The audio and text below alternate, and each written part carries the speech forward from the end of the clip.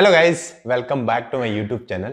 और आज इस वीडियो में मैं कुछ लेसन्स के बारे में बात करूंगा which I learn from my exam preparation. मैंने एग्जाम से जो सीखा उसके बारे में डिस्कशन करेंगे। और ये जो लेसन मैं आपके साथ इस वीडियो में डिस्कस करूंगा वो एक्सपीरियंस बेस है कि क्या मिस्टेक्स एक्चुअल में शुरू में मैंने की और बाद में मैंने उनको रेक्टिफाई करा और एग्जाम को क्रैक किया। मैंने फर्स्ट अटैम्प्ट में 2-3 एग्जाम क्रैक किए, तो उसके बेस पे मैं आपको चीजें बताऊंगा कि क्या आपको पहले ही ये चीज पता होनी चाहिए जिसकी वजह से वो मिस्टेक्स आप अवॉइड कर सको और उन मिस्टेक्स को आप रिपीट नहीं करो, तो शायद ना आपका टाइम बचे। एक तो ऐसा हो गया आप पहले मिस्टेक्स करो और उसके बाद उन मिस्टेक्स को करेक्ट करो, तो उसमें जो टाइम आपका लगेगा वो आप बच सकते हैं। जैसे the best way is to learn from other mistakes. ऐसा होता है कि इंसान वो होता है जो एक दूसरे की मिस्टेक को देख के सीख जाए, एक होता है दूसरे के मिस्टेक्स को देखने के बाद भी नहीं सीखे, तो दूसरे वाला तो डेफिनेटली जल्दी सक्सेस नहीं मिलती है दूसरे वाले को। जो पहला होता है जो दूसरे की मिस्टेक्स देख के सीख जाए वो ही बहुत जल्दी सफलता हासिल करता है। इस वीडियो में 3-4 चीजें मैं आपके साथ डिस्कस करूंगा जो आपको अगर गवर्नमेंट एग्जाम की तैयारी कर रहे हैं या किसी और एग्जाम की भी तैयारी कर रहे हैं, आप किसी भी कॉम्पिटेटिव एग्जाम में आप बैठ रहे हैं, तो उसमें आपको डेफिनेटली करनी चाहिए। ये मेरे पर्सनल एक्सपीरियंस पे बेस्ड है। कुछ कॉम्पिटेटिव एग्जाम जो मैंने दिए थे 12th के बाद उनमें मैं फेल हुआ था, कुछ मैंने करेक्शंस करके इस बार मैंने गवर्नमेंट एग्जाम अटेम्प्ट करे, उनमें पास हुआ। तो क्या है वो चीजें जो इस वीडियो में डिस्कस करेंगे। आगे बढ़ने से पहले मैं आपको एक बुक के बारे में बताना चाहता हूँ। ये रिसेंटली मुझे बुक मिली है।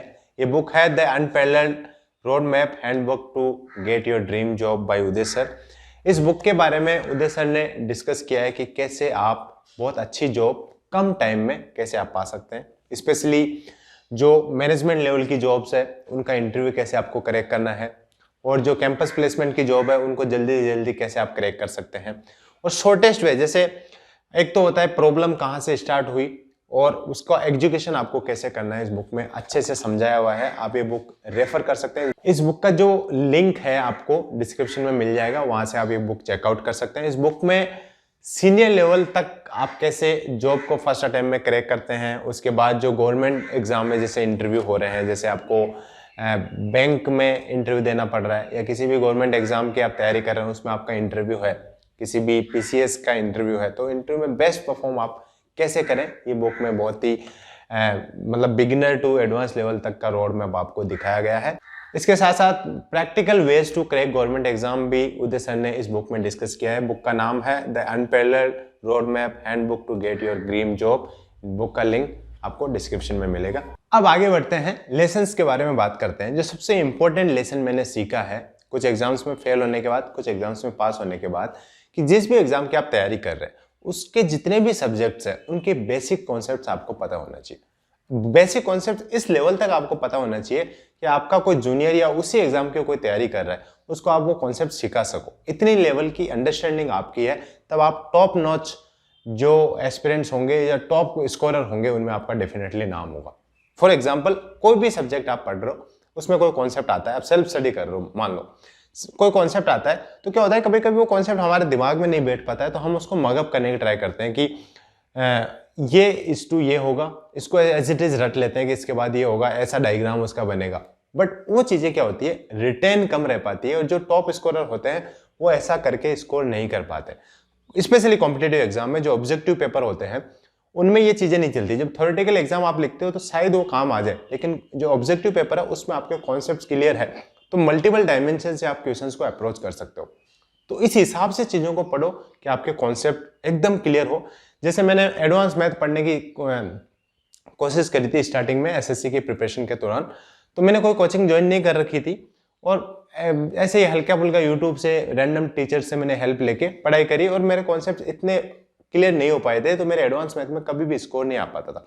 उसके बाद क्या, पवन राव सर का कोई एक यूट्यूब पे लेक्चर सीरीज चला था एडवांस मैथ का, उन्होंने जिस हिसाब से चीजों को पढ़ाया उसके बाद मुझे एकदम क्लैरिटी आई कि एक्चुअल में एडवांस मैथ में ज्योमेट्री मेंसुरेशन में होता क्या है। जब मैंने वो चीजें पढ़ी तो उसके बाद मेरा स्कोर आना स्टार्ट हो गया। तो जिस चीज को मैंने सीखा, स्टार्टिंग में तो ऐसे ही कर रहा था मैं और स्कोर भी नहीं आ पा रहा था, काफी ज्यादा टेंशन भी रहती थी कि मेरे का तो मैथ हो नहीं पाएगा क्योंकि मैथ्स आ नहीं रहा। जब मेरे को बेसिक चीजें मैंने क्लियर करी वहां से तो उसके बाद स्कोर अपने आप बढ़ा। तो जो द वेरी फर्स्ट जो बहुत ही बेसिक लेसन है वो है कि आपके जो कॉन्सेप्ट है बहुत अच्छे से क्लियर होने चाहिए। दूसरी चीज जो दूसरा लेसन मैंने सीखा इससे वो ये है कि जिस भी एग्जाम की आप तैयारी कर रहे हैं उसका आइडिया ओवरव्यू आपको होना चाहिए। किसी ने कह दिया, आपने सुन लिया, किसी फ्रेंड ने बोल दिया इस एग्जाम में तो बहुत ज़्यादा करप्शन होता है, इस एग्जाम में तो बहुत कॉम्पिटिशन है, ये एग्जाम तो बहुत ईजी है, ये एग्जाम तो बहुत ही टफ है। तो ये जो दूसरे के मुंह से कही हुई चीज़ें हैं उन पर आप बिलीव नहीं करें। जिस भी एग्जाम को आप बैठ रहे हैं उसको आप खुद अपने लेवल के अंडरस्टैंडिंग उस एग्जाम की बनाए। जैसे मान लो आप किसी एग्जाम में बैठ रहे हो, मान लो आप यूपीएससी में बैठ रहे हो, मान लो आप एसएससी में बैठ रहे हो, आप बैंक के एग्जाम में बैठ रहे हो, तो जिस भी आप एग्जाम में बैठ रहे हो उसकी रियलिटी क्या है वो अपने दिमाग से अंडरस्टैंड करने की ट्राई करें। दूसरा ने क्या कहा, फ्रेंड ने क्या कहा, फ्रेंड ऑफ फ्रेंड ने क्या कहा, उसके आधार पे अपने एग्जाम का परसेप्शन ना बनाए। उस आधार पे आपने एग्जाम का परसेप्शन बना लिया तो रियलिटी आपको पता नहीं चलेगी। जब तक आप एग्जाम दे दोगे उस दिन तक आपको पता नहीं रहेगा, और जिस दिन आप एग्जाम दोगे उस दिन आपको थोड़ा सा सदमा लग सकता है।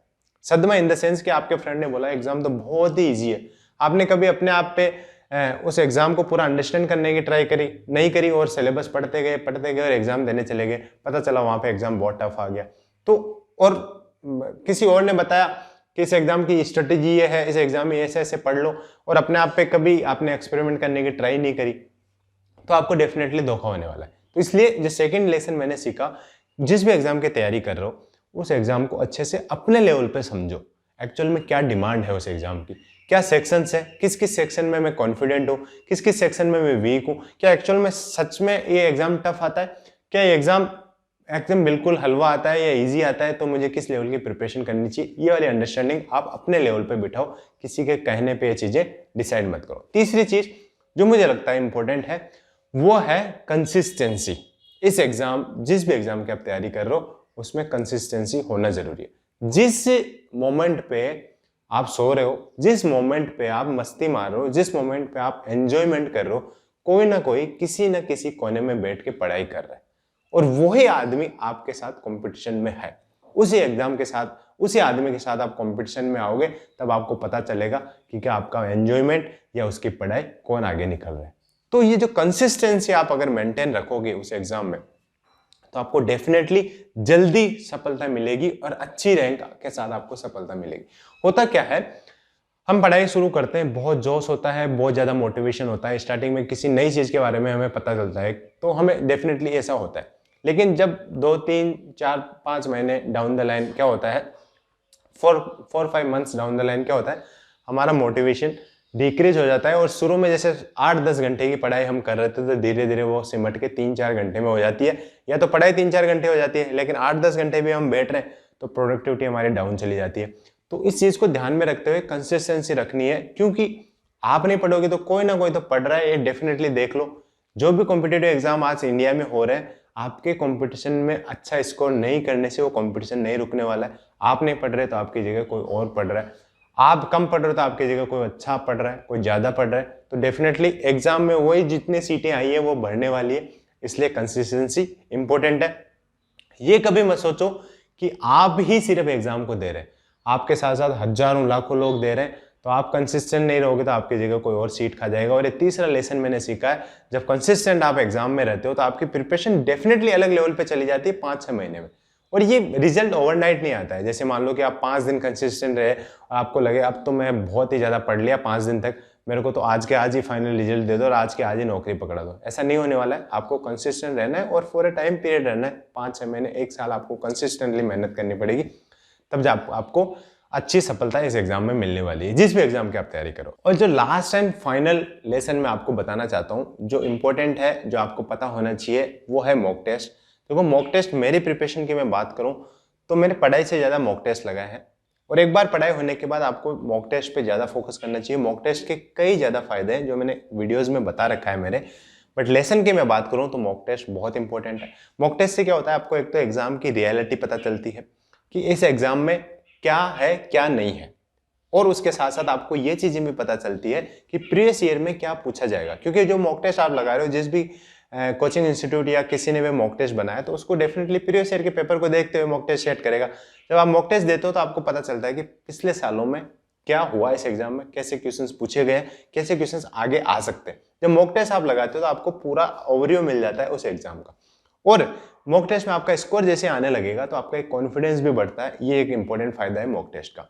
तो मॉक टेस्ट आप जरूर लगाएं। मॉक टेस्ट नहीं लगाना एक फेल होने का बड़ा रीजन आपका बन सकता है। और मेरी एग्जाम की प्रिपरेशन के आधार पे जैसे मैं 12th के बाद जो एग्जाम दिए मैंने IIT वगैरह के, तो उसमें एक वन ऑफ द रीजन है जिसकी वजह से मैं फेल हुआ, वो था मॉक टेस्ट। वीकली जो टेस्ट होते थे उनमें नहीं जाना, मंथली टेस्ट जो होते थे उनमें नहीं जाना।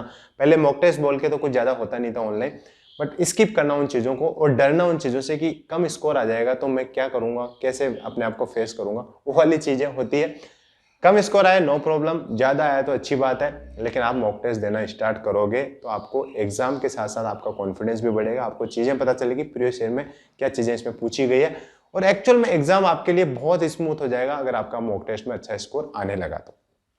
इतना ही इस वीडियो में 4-5 लेसन्स के बारे में मैंने बात करी आपसे, और ये लेसन्स मैंने खुद अपने एक्सपीरियंस के बेस पे फाइंड आउट करेंगे कौन सी चीज़ें जो एक एस्पिरेंट्स अगर मिस करता है तो उसकी जो सक्सेस रेट है वो कम हो सकती है। This is all in this video guys, आशा करता हूँ आपको कुछ सीखने को मिला होगा। इसके अलावा आपको कोई लगता है कि आपका भी कोई ऐसा लेसन है जो आपने सीखा है जिसकी वजह से आपको फेल हुए हो या कम स्कोर आया है आपका एग्जाम में, तो आप कमेंट बॉक्स में कमेंट करके जरूर बताएं। आपका भी एक्सपीरियंस मुझे जानने को मिलेगा, मुझे बहुत अच्छा लगेगा। This is all in this video guys, thank you, thanks for watching.